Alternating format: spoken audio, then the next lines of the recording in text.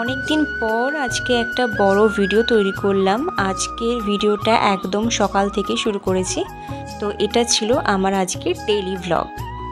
Hello everyone, welcome back to my channel. সকলে কেমন আছো? আশা করি তোমরা সকলে খুব ভালো আছো আর আমিও খুব ভালো আছি। আজকে সকালটা শুরু করেছিলাম জল খেয়ে। রোজ দিনই সকালটা খালি পেটে এই জল খেয়ে শুরু করি। ভিডিওটা কন্টিনিউ করতে করতে চলো তোমাদের সাথে কিছু কথা শেয়ার করি। অনেকেই ভাবে যে এই সামান্য ভিডিও করা মানে এটা একটা সামান্য ব্যাপার, সামনে ক্যামেরার সামনে জাস্ট কোমর দোলানো কিংবা টুকটাক কিছু কাজকর্ম দেখিয়ে দেওয়া, বাস তাতেই ভিডিও বানানো হয়ে যায়। কিন্তু তারা জানে না যে এই সামান্য ভিডিওটা বানাতেই কতটা কষ্ট করতে হয়, কতটা মাথাকে কাজে লাগাতে হয়, কোন অ্যাঙ্গেল থেকে ভিডিও নিলে সুন্দর আসবে, কোন অ্যাঙ্গেল থেকে ভিডিও নিলে প্রপার দেখতে লাগবে, এই সমস্ত কিছু কিন্তু মাথা খাটিয়ে বের করতে হয়। আর সেটা যে ধরনেরই কন্টেন্ট হোক না কেন, কমেডি হতে পারে, ডেলি ভ্লগ হতে পারে, মেকআপ হতে পারে, ট্যুর অ্যান্ড ট্রাভেল হতে পারে, যে কোনো কিছুই হতে পারে। তো সেই সমস্ত মানুষদের কাছে আমার একটাই বক্তব্য, যারা এই ধরনের কষ্ট করে ভদ্রভাবে ভিডিও বানাচ্ছে, তো আপনারা তো তাদের ভিডিওটা পুরোটা দেখছেন, দেখার পর একটা ছোট্ট লাইক আর কমেন্ট করে দিলে কি এমন আপনাদের ক্ষতি হয়ে যায়? লাইক বা কমেন্ট করতে তো আর টাকা পয়সা খরচ হয় না, জাস্ট হাতের সামনে মোবাইলটা নিয়ে বসে থাকেন, প্রত্যেকের ভিডিও দেখছেন এবং তারপর স্কিপ করে চলে যাচ্ছেন। একটা লাইক এবং কমেন্ট করলে কিন্তু যে ভিডিওটা বানিয়েছে তারও অনেকটাই মনে আনন্দ আসবে যে হ্যাঁ, এত কষ্ট করে ভিডিও বানানোর পর কেউ তো অন্তত সেটার ভালোবেসেছে। এইদিকে দেখো, আমি তো সকালবেলা উঠে কাজ শুরু করে দিয়েছি। প্রথমে যেহেতু আমি বাড়িতে ছিলাম না, তাই এখন কাজের প্রেশারটা একটু অনেকটাই বেশি ছিল।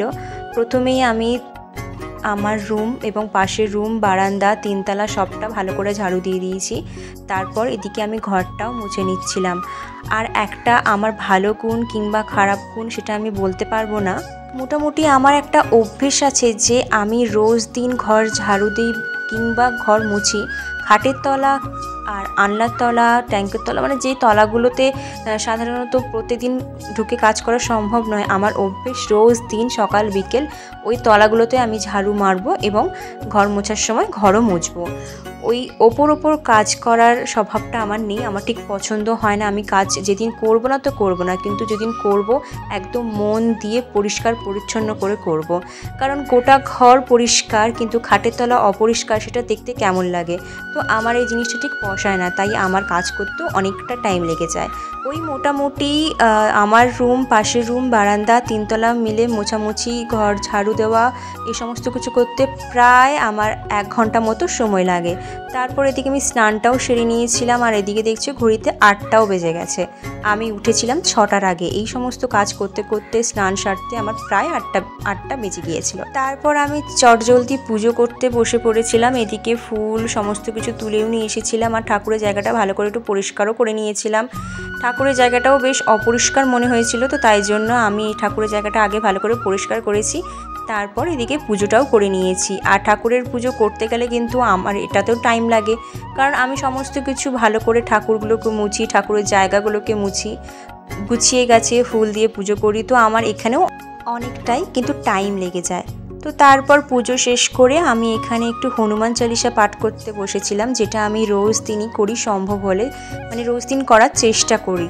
এই হনুমান চালিসা পাঠ করলে কিন্তু অনেকটাই উপকার পাওয়া যায়। আর জানো তো, আমি যেহেতু দোতলায় থাকি, তো 12টা বেজে যাওয়া মানে দোতলাতে আর ওঠাই যায় না, এতটা পরিমাণে গরম থাকে। তো তাই চেষ্টা করি সকাল সকাল সমস্ত কাজগুলোকে গুছিয়ে ফেলার, কারণ বেলা বাড়লে কাজ করার এনার্জিও থাকে না, আর ওপরের রুমে তো ওঠাই যায় না, কোনো রকমভাবে থাকতে হয়। তবুও আমি এই দুপুরের টাইমে নিচের রুমে এসেই ঘুমোই।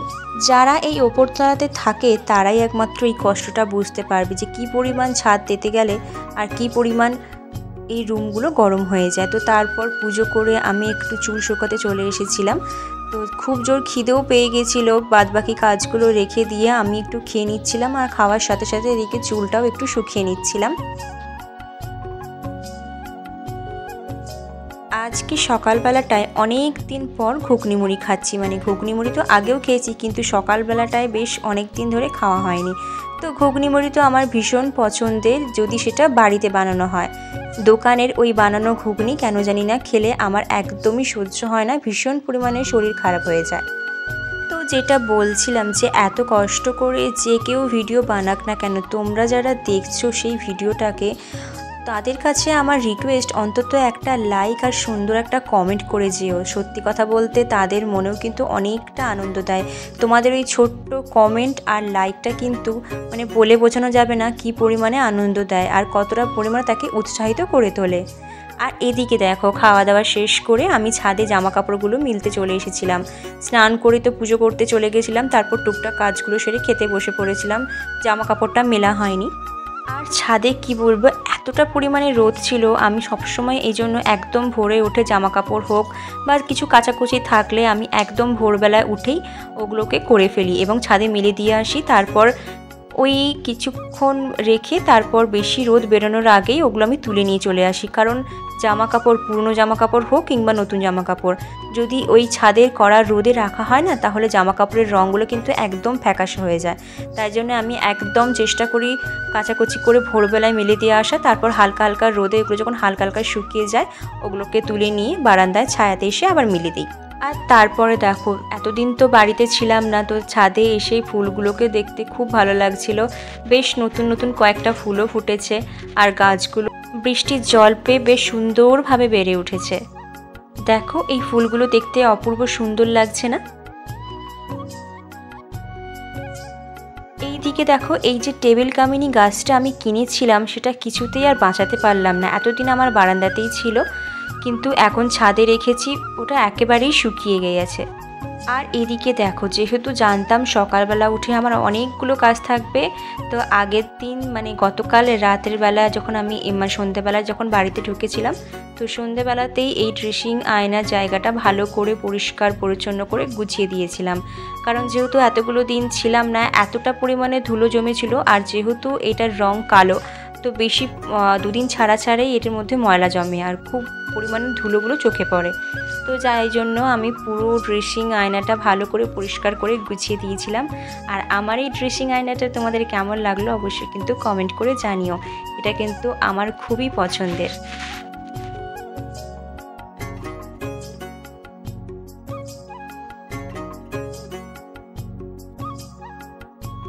আর তারপরে দেখো, এইদিকে আমার পছন্দের গল্পের বই, ড্রয়িং খাতা, আরও কিছু পছন্দের জিনিসগুলো মানে ওই বই খাতাগুলোকেও ভালো করে গুছিয়ে নিয়েছিলাম। আর এই জায়গাতেও যে সমস্ত ধুলো ময়লা জমেছে সেগুলোকেও ভালো করে পরিষ্কার করে নিয়েছিলাম।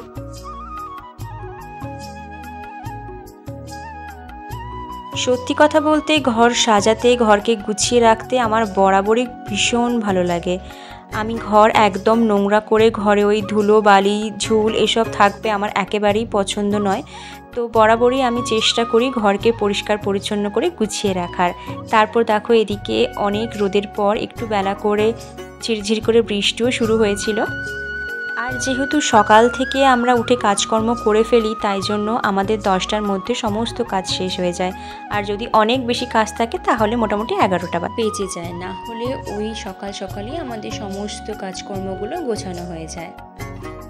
আর এদিকে দেখো, আমার বারান্দায় দুটো গাছও লাগানো রয়েছে। ওই টেবিল কামিনীটাও ছিল বারান্দাতে, কিন্তু কিছুতেই আমি আর বাঁচাতে পারলাম না।